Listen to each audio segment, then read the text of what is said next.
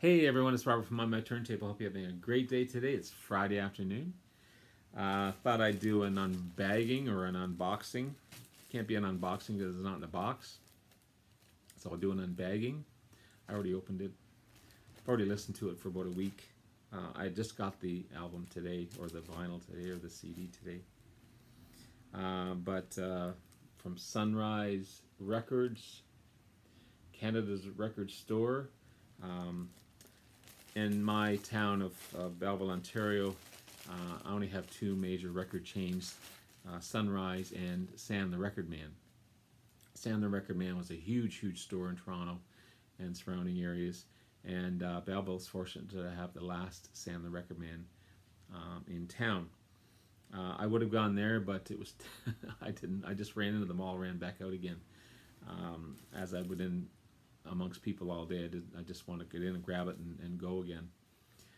So Sunrise was closest, so I picked it up. I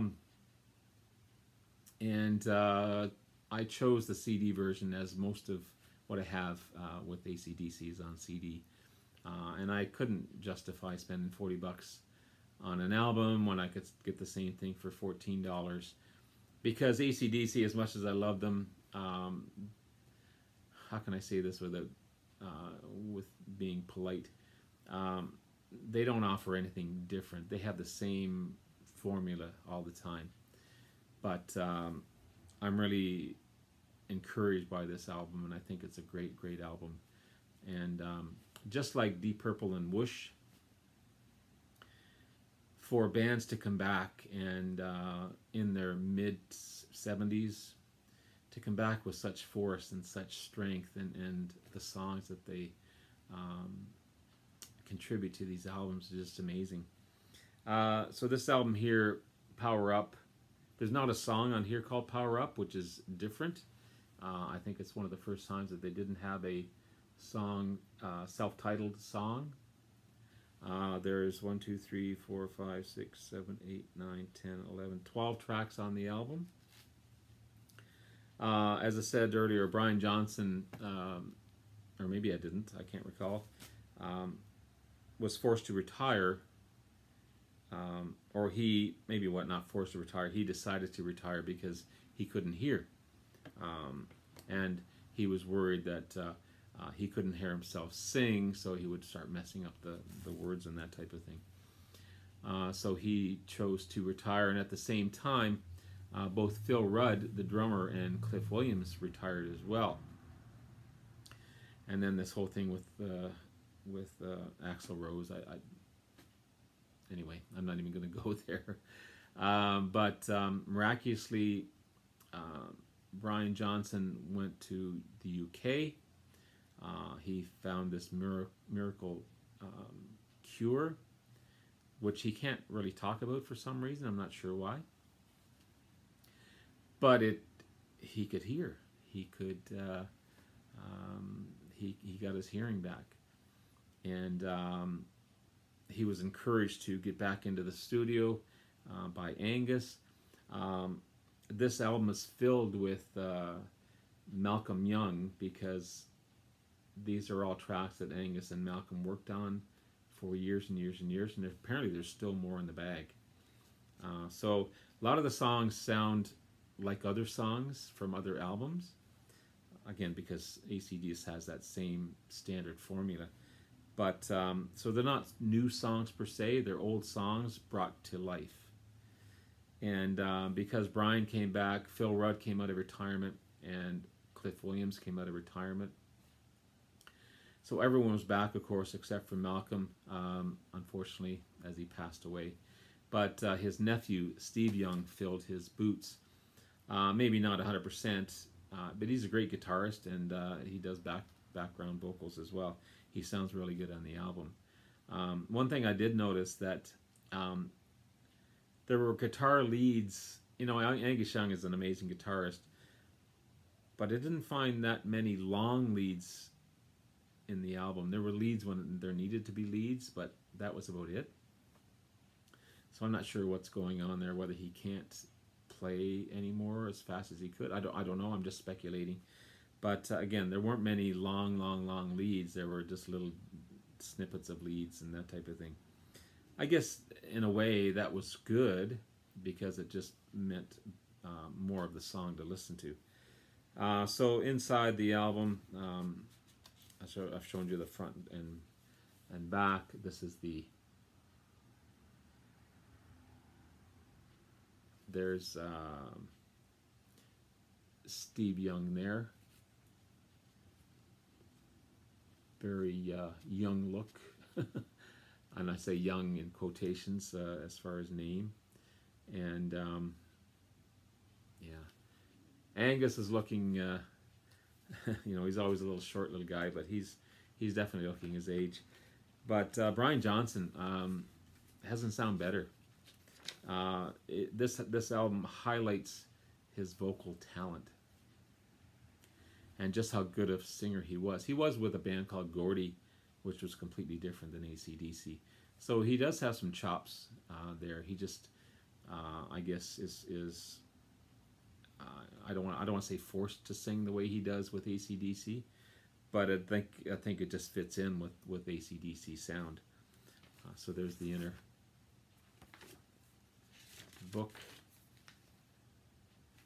As I say, with ACDC, you're not going to get anything mind-blowing. You're not going to get anything progressive. Malcolm had always wanted one formula, straight ahead rock and roll. When you hear the first note, you know it's the band. They didn't try and fool anyone. They never have. So just straight edge rock and roll, and that's what's on here. Before I get into the album itself, just quickly, I do have their most commercially successful album, ACDC Back in Black, which I absolutely love. But if I don't hear it again, I'm cool with that because I've heard it so many times. I also have Razor's Edge, A Fly in the Wall, a very highly underrated album, Black Ice. For those about to rock,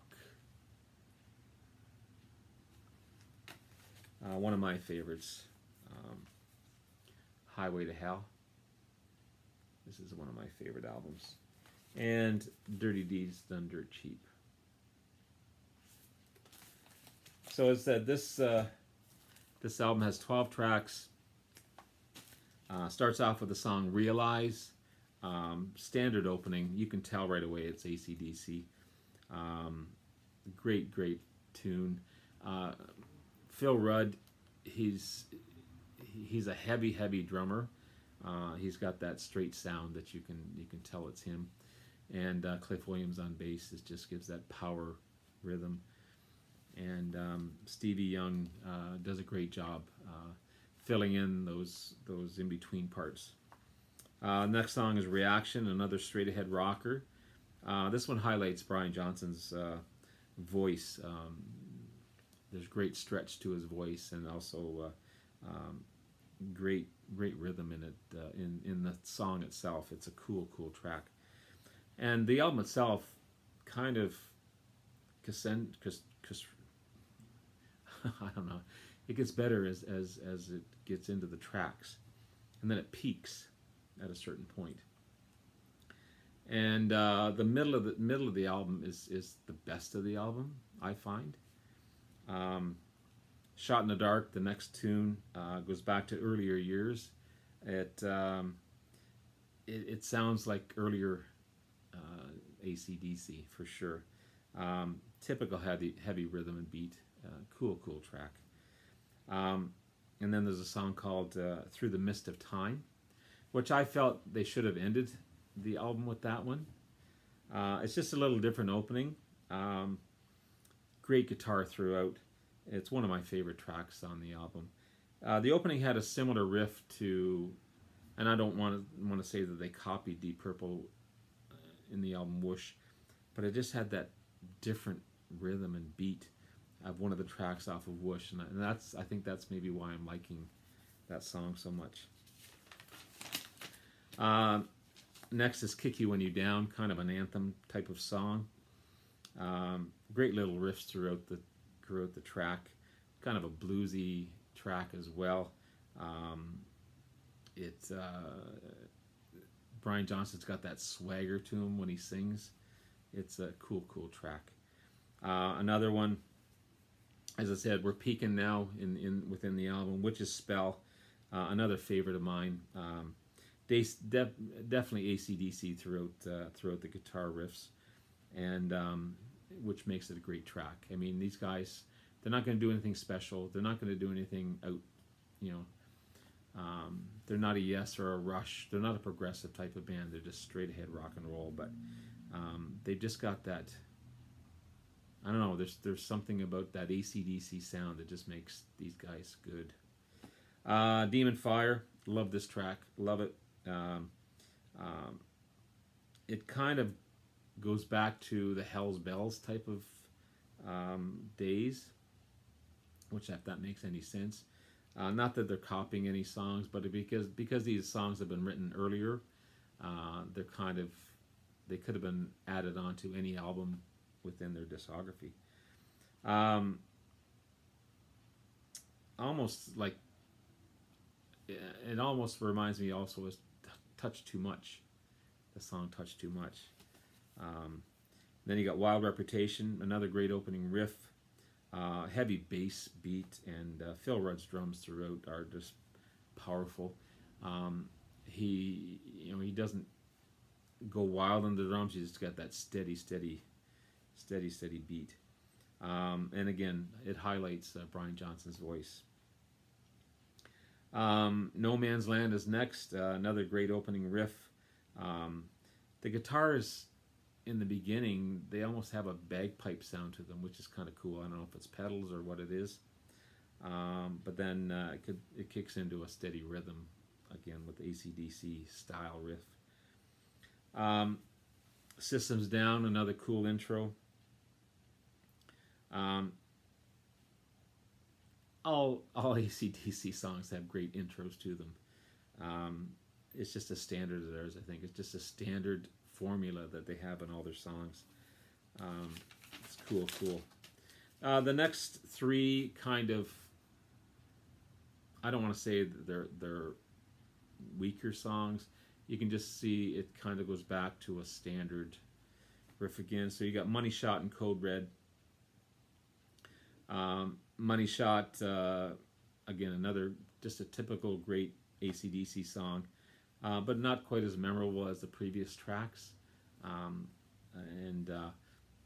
Maybe if they put them higher in the mix and brought some of the bigger tracks to end off the album, it might have been a better mix maybe. And then finally, "Code Red." It's not a bad song. It's just not my favorite song on the album.